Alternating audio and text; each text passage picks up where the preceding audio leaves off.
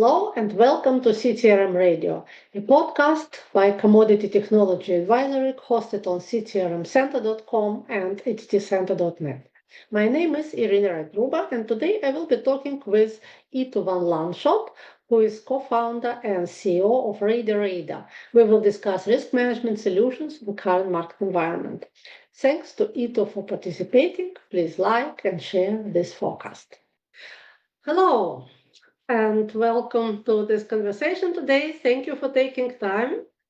Let's start with introduction. Could you please introduce yourself? Absolutely. My name is Ito van Lanschot. Okay, I'm the founder and CEO of a company called RadarRadar, the company which I founded 15 years ago. And before that, I had a long track record in commodity trading, particularly grain trading, grain and oilseeds, where I was responsible for a company called Nidera. Thank you. Yeah, today we are talking about risk management. Basically, risk management is very much in focus in every company nowadays because of volatile markets, geopolitical risks, because of regulatory changes, and so on and so forth. So Right. there is a lot of new types of risk. People talk about importance of risk in conferences, webinars, publications. So what do you see as most important quality characteristic of risk management solution in general? Let me first state, Irina, that risk has been something going back a long time. All right. It's something that we have to deal with already for many ages. Okay. So it's not necessarily something from the latest periods. The point, of course, is that today it's much more on the foreground, all right, with everything that's happening. But what makes it interesting in today's risk management is we have today something new, which is technology. And technology is really helping us to manage risk.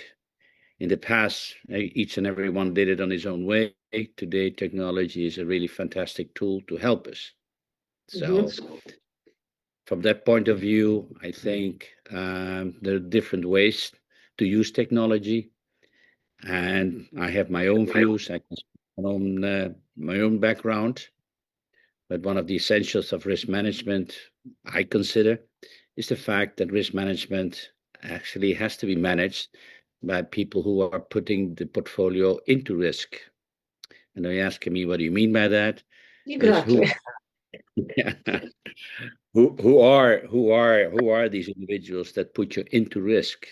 And I think from an important part, it's basically the commercial people who make the transactions, and they're around there. There are a lot of good people trying to support them. So I think it's all about understanding the transactions and why these transactions were done. Do you mean that risk management is driving towards front office? Because this is the people who do transactions. That's right. So I think if you're asking me, commercial people are actually the best risk managers, and not necessarily people from the accounting department, who I respect very much, but they deal with numbers very much after the fact. You can talk about insurance, okay, but also that is something that is in principally after the fact. I would like to see proactive, and proactive is at the moment that you're putting the portfolio or the company into risk is actually when you execute transactions. But transactions are executed in a very short time. So are you talking about real-time risk management in a sense? So from the requirements for software system point of view? Yeah, real-time actually is the perfect part. But since we are not living in a perfect world, we need to come to something which is near real-time, close to real-time. Yes, we do have real-time risk management.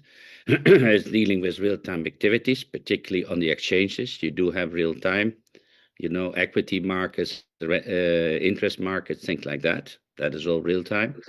But if you get into the physical markets, it depends on the discipline of the individuals responsible for the transactions to basically communicate, okay, and establish quickly into the systems what transactions they have taken.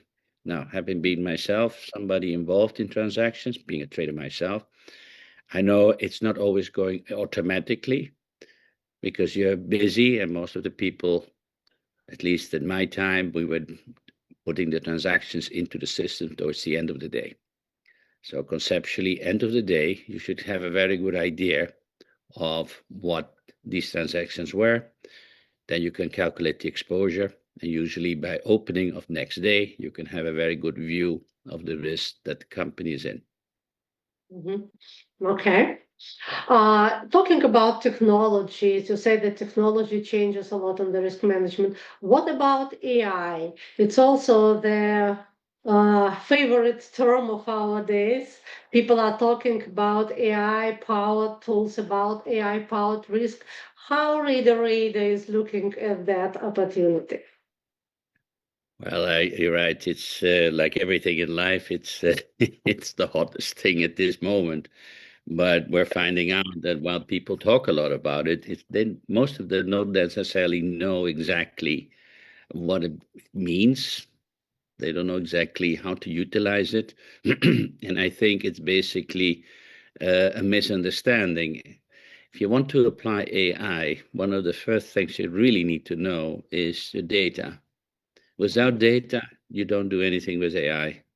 So if you want to apply AI on your risk portfolio, you want to make sure that your risk portfolio has a proper data landscape, proper data collection, harmonization, and that your data are in order.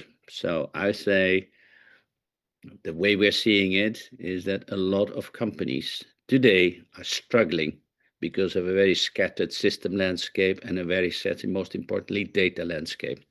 On top of that, you have an incredible amount of data sources from where you are getting your necessary data that also has to be combined, organized, harmonized, cleaned, so that you have a good set of data. From that moment onwards, you can then starting to look at data utilization, take it to data or information utilization. From where on, you can start really actively use business applications, and you can start doing business utilization. So from a point of view of RadarRadar, and that's something that we already have been doing for more than 15 years, is concentrating on data collection, data harmonization, data cleaning, and then setting it up so that you have a proper data set for which you can work. So that's actually one of the primary things that we do at RadarRadar. See to it that you have an excellent data set. Okay, and there's where our data hub, or better, radar engine, is coming from. All our clients, what they do. Yeah.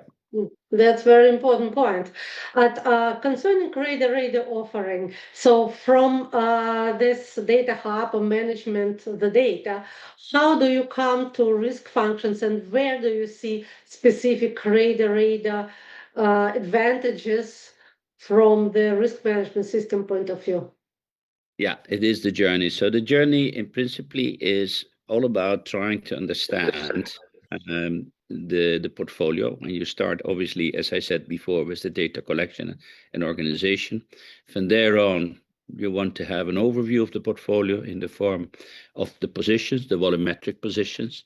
From there on, you will have for the financial positions, which we basically call mark to market. So you see whether the positions are in or out of the market. And from there on, we really start, and that's very basic. From there on, we're basically starting into the risk analytics. Okay, understanding the exposure, measuring exposures in the form of VAR engines, value risk engine, stress modules to stress positions to see what type of risks you can concur in volatile markets, so stressing the position, what if situations. You make sure that you operate within limits, so limit monitoring. From there on, you can move on into the next thing, what we are calling more holistic risk management, margin management, okay, where we are dealing with margin optimization, particularly for processing.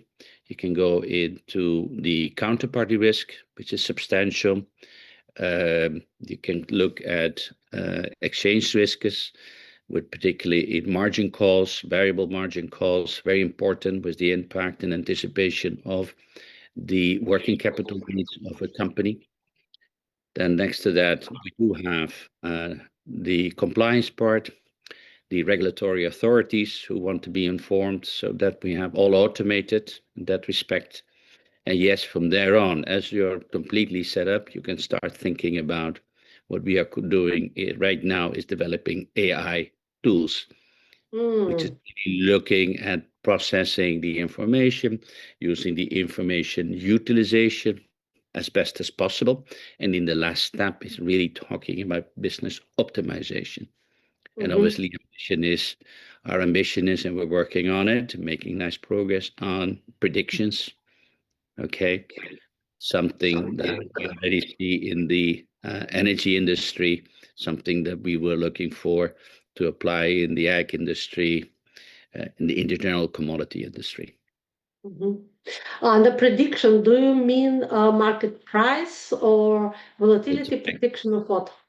Yeah, that will be something that obviously is high on our list. It's not going to be easy, but what I think is very, very important is that through our system and to our particular hub that we have, the radar engine, we are accumulating a vast amount of data, information, prices, and things like that. And our earliest client, the first one that we signed up in 2010, 2011, they and I by now have 15 years of historical data in any shape and form, and they can start using the data analyst and the data scientist in order to basically manage and optimize the portfolio. So this is something that we are supporting them in helping them how to do so. Yes, very interesting.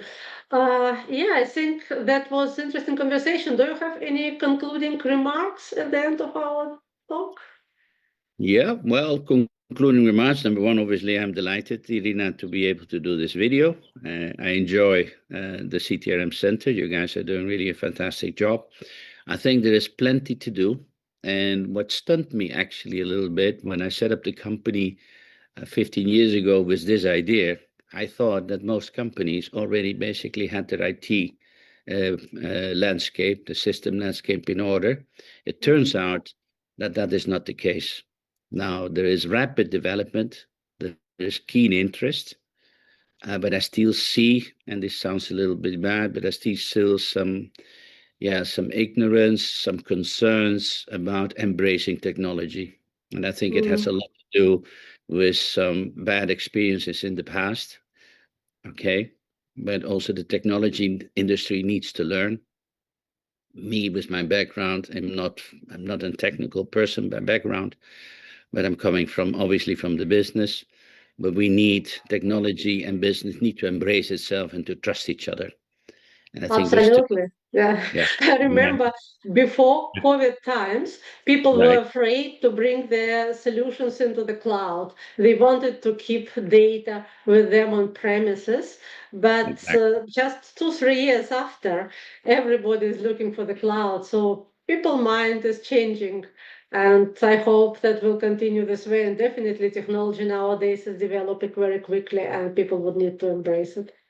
That's a very good point, Irina. And I think what needs to happen is we need business and technology need to be a little bit more forthcoming, need to trust each other, needs to understand each other a little better, and not to work in silos. And I need to blame us technologists. We operate too much in a silo. We're not allowing people to work in our kitchen. But I think with the technology we have, open source and stuff like that, finally, I think people are more daring and we will accelerate. And this is actually what RadarRadar stands for. Okay, thank you very much. And all the best for RadarRadar. Thank you very much. Good luck to you. Bye. And if you enjoyed this fascinating discussion about risk management and commodities, please do like, share, and subscribe to this YouTube channel or this podcast outlet. Thanks.